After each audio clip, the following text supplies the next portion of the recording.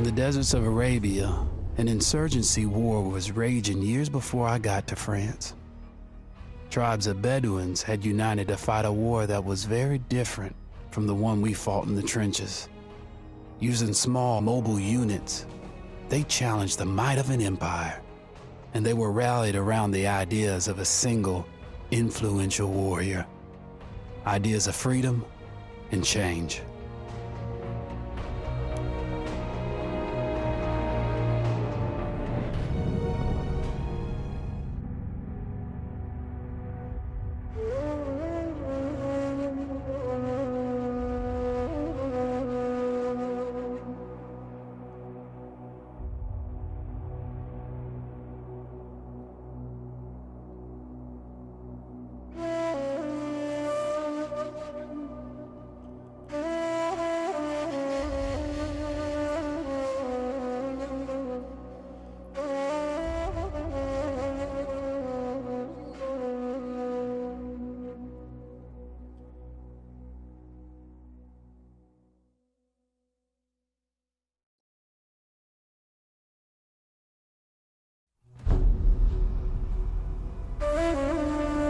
The Arabian Desert, a vast ocean of drifting sands and scorched, sun-baked rocks.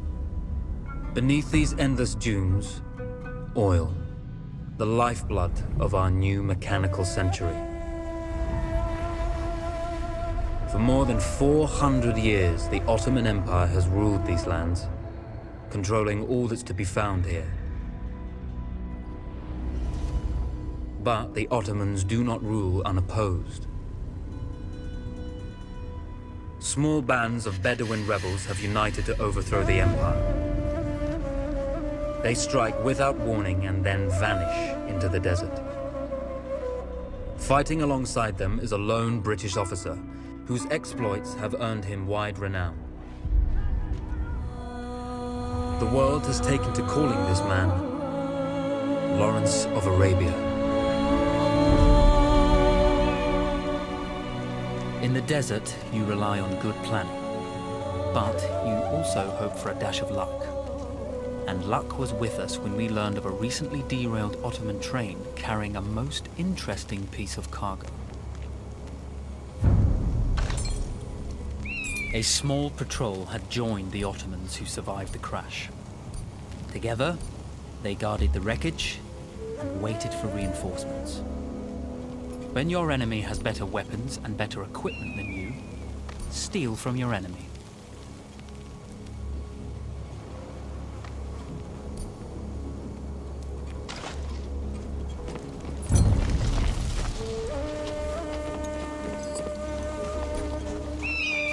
A lone fighter has just one advantage over a large enemy force. A lone fighter can move unseen.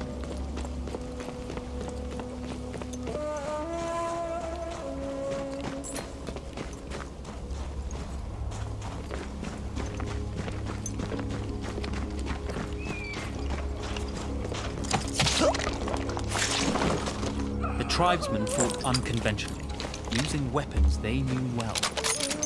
Endurance, individual intelligence, and courage were their primary assets.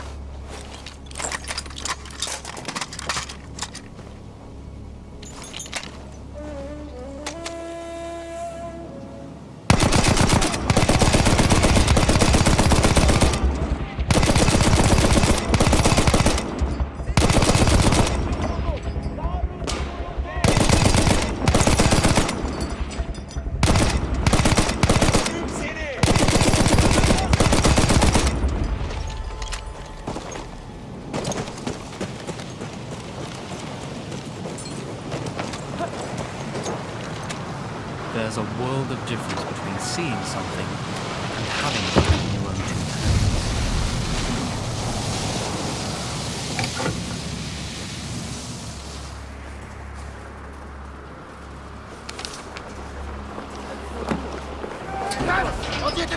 Come out! It's over!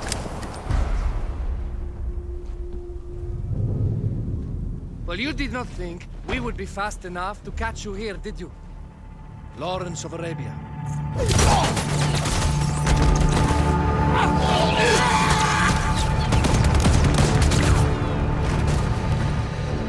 Actually, I was rather depending on it. Lawrence. Well, this is very clever. Now the hunter becomes the hunted. So who might you be? How enchanting you are, my dear. Ahmed. I'll show you enchanting. If it weren't for you, I'd be free. Free, is it? You'll be free when you're dead. And I'm happy to tell you, the Empire intends to grant you all this freedom very soon. Even now, an engine of destruction scours this desert, obliterating your allies, your families, your homes. Soon there will be nowhere to run. Nowhere to hide.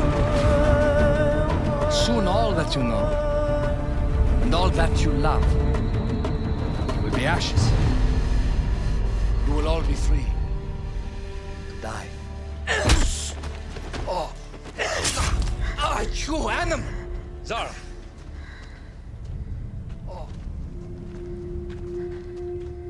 Now, I understand that you would like nothing more than to strip the flesh from that man's feet and send him off into the desert naked to die. But think about it.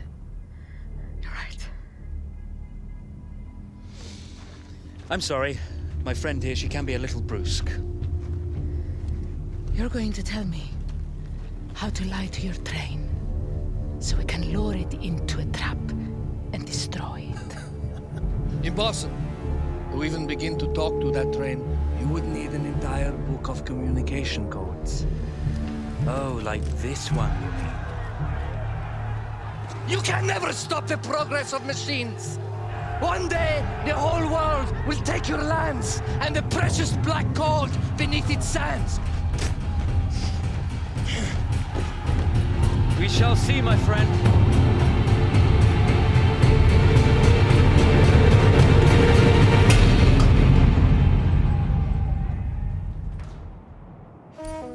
Of course, obtaining the codebook was not enough.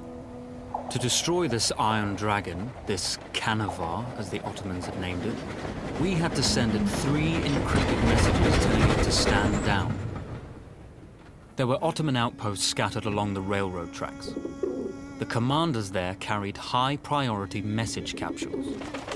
We had to use those to send our orders. Infiltrating the village wouldn't be easy. A full detachment of Ottoman soldiers had occupied it. The Ottomans had chosen an isolated location for their desert outpost. It seemed lightly defended. It was also well stocked with arms and equipment.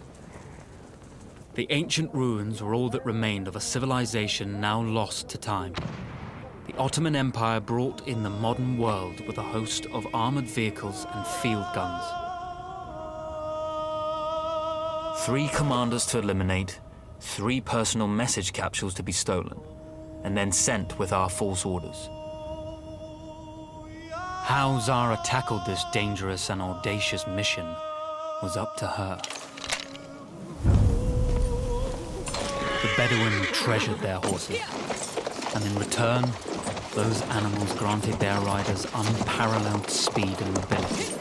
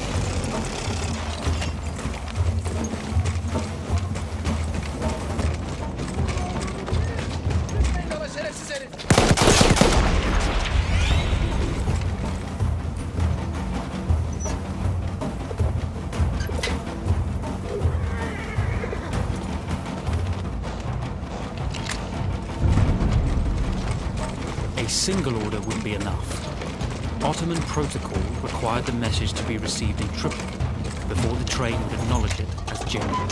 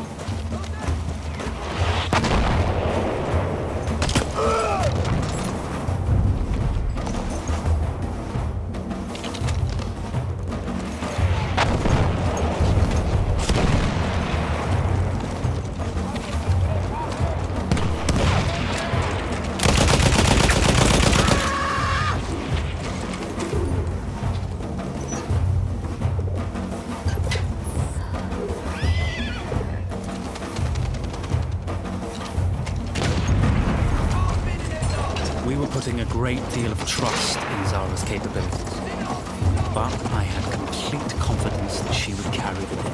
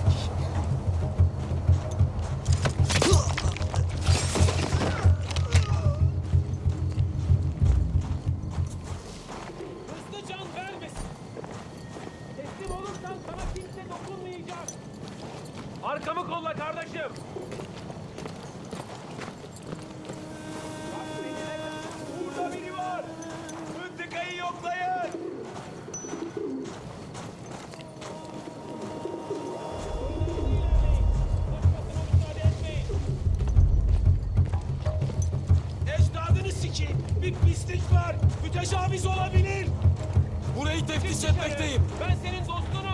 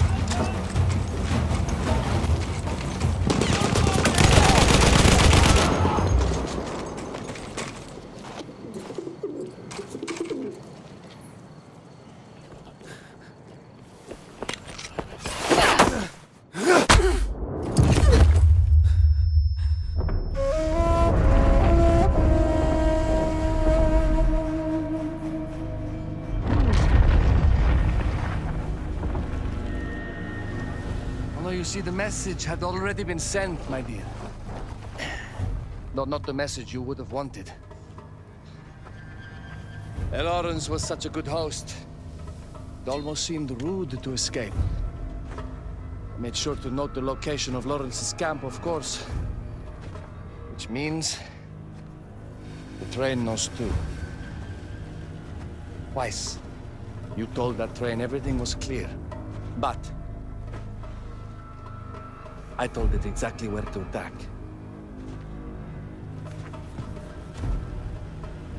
The beast has your scent, my dear.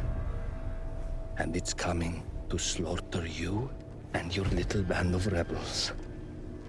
First, the firestorm from the cannon. Then, up close with the troops to slaughter any survivors.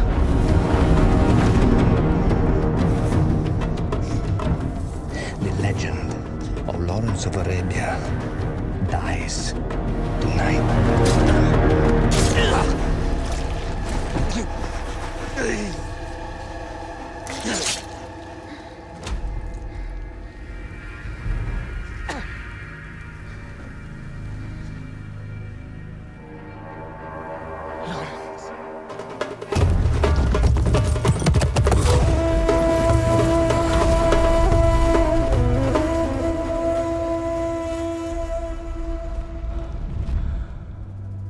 We slipped away just in time. Tilkiji was a fool to think we'd ever stay after he escaped. The Canavar won't stop hunting us. No, it won't. Let me think. The train's coming a long way. So it'll have to stop to take on water. That's where we strike. Agreed. I'll deal with any sentries, then rig explosives on the track. Yes, and I'll rally our fighters. When I blow the lines, the train will be trapped. So when you hear the blast, you need to attack them with everything you have. It's good. But you know that there's a chance the men may not come. You may set off those explosives and find you're out there all alone. You know that. I guess I won't know either way until I set it off.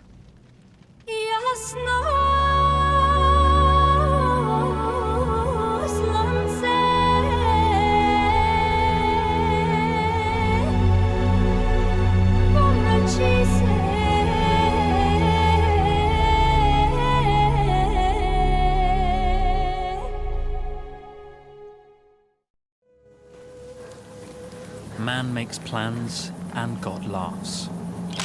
As it turned out, the small town where we would ambush the train had a significant enemy presence. Those troops would have to be dealt with before the explosives could be set.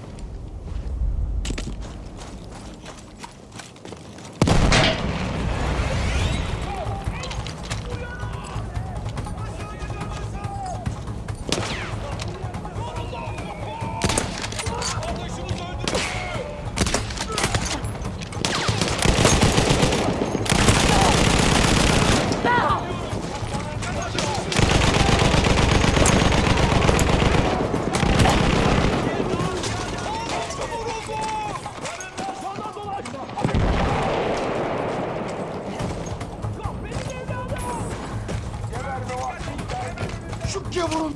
O mevkiye daha ziyade ateş gerekir.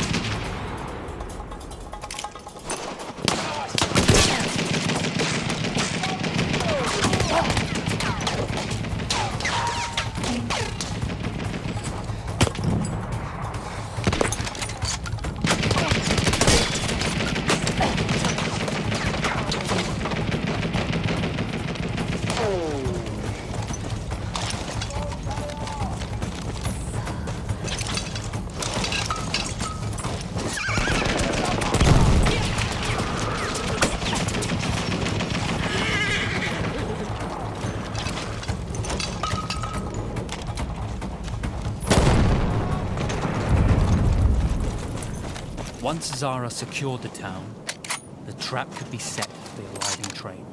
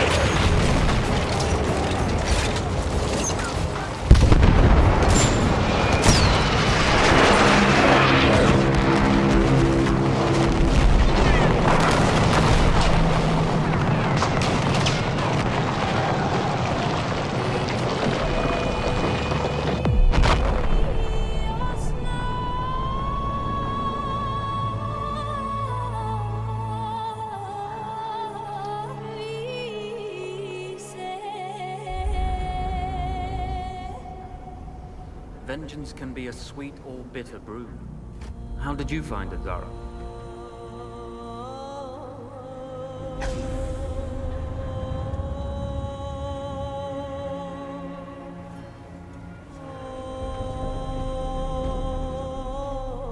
And you're right, we do need to think bigger, act bigger. Maybe even the Suez Canal.